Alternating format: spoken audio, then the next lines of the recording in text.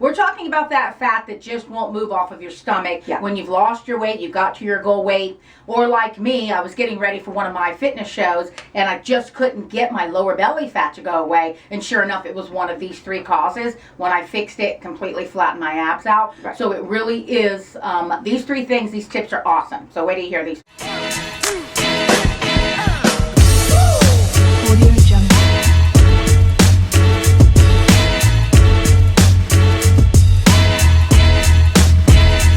Don't hit the couch. I didn't. Knock it over. Hi.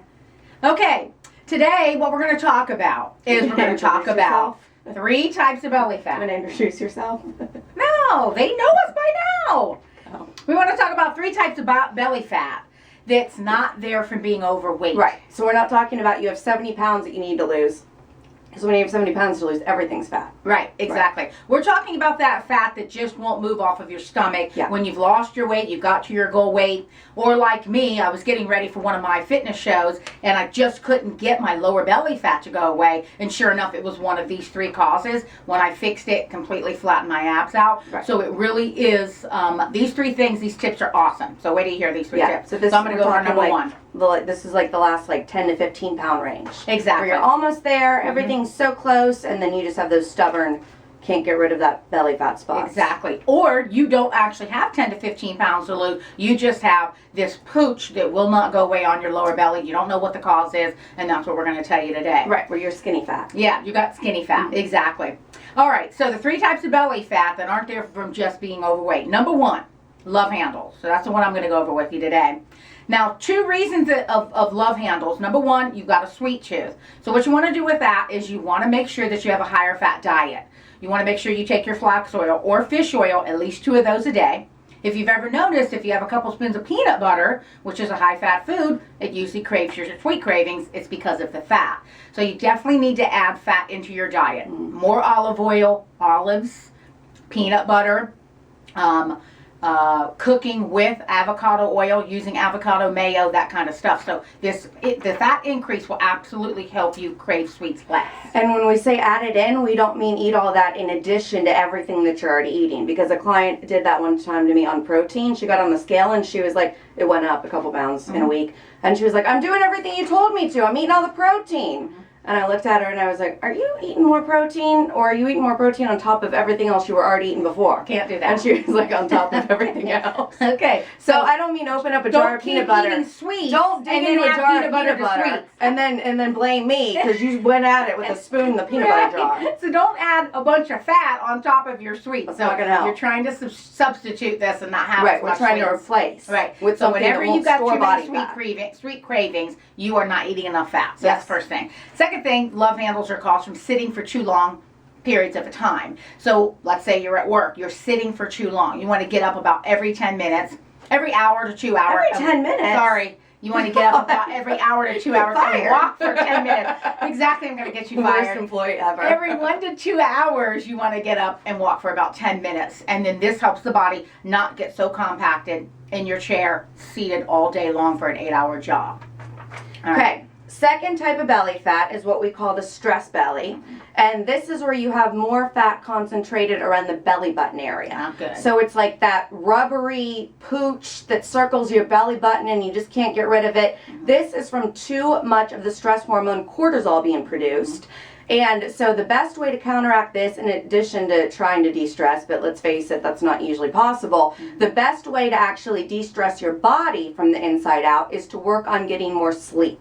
So even if you have to take like one of those relaxing teas or like a natural supplement or something so you can calm your mind down from the reasons that you're stressed to actually get sleep, good sleep is going to help calm those hormones down and then actually repair and rebuild everything in your body and let your body actually burn body fat while you sleep. So it's very important to regulate all of your hormones, especially the ones that store belly fat around that belly button area. Absolutely, and that's cortisol. Yeah. So that's a big one. Also, the other thing, you want to make sure that when you're super stressed out, that's really not the time to do your most intense workouts. It's actually more beneficial to do more relaxing things, like go for a walk. If you can go for a walk in nature, that's even even better.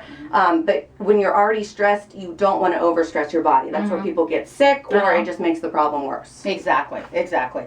And then also about magnesium. So taking magnesium when you've got high stress, Right. that will absolutely help you. When you have magnesium in the body, that helps combat stress. And you can really get a lot of that from green veggies. Yeah. So that's a good place to look for that. Yeah. Okay, so the third one that we're going to talk about, and I've got a client right now, she's in my boot camp, and she is this exact body. She's very skinny everywhere, and she just has that lower belly pooch. That's skinny fat. And it makes no sense because she's actually pretty fit. But what we found out was when I watch her work out, a lot of the exercises having to do with her core and her posterior chain, which is her whole backside, are extremely weak, and she's got bad form. And sure enough, this is one of the main reasons for a lower pooch is you've got bad form in either the way you sit and definitely the way you work out.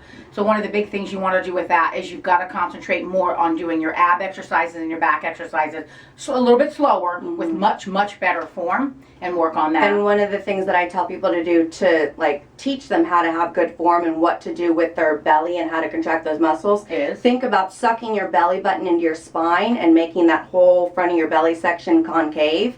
So think about flexing it by sucking your belly button into your Okay. spine, and that's going to flex all of those internal core muscles That's good. and that whole pelvic floor area. That's good. That's good right there. We also are using the extended wear waist trimmer belts, those waist trainer belts, and they help too. They help pull everything in, and I'm watching people's form look a lot better with that because it's making them much more conscious when they bend over and do bend over rows and that kind of stuff. Another thing to also do on this is when it comes to the type of fiber that you have in your diet, this will help the lower belly. I'm not a big fan on just a big high fiber diet because that's usually too much carbs.